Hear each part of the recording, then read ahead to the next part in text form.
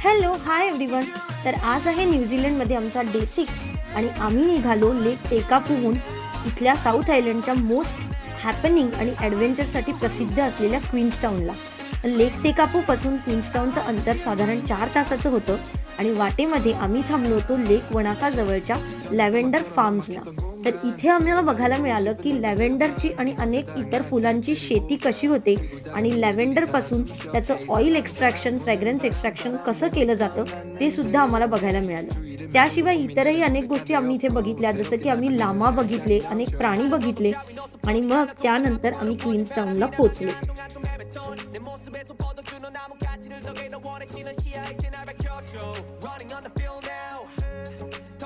आमचा हा दिवस आणि त्याचा डिटेल व्हिडिओ लवकरच येतोय, तो बघायला विसरू नका. आणि व्हिडिओ आवडला तर चॅनेलला लाईक, शेअर आणि सबस्क्राईब करायला पण विसरू नका.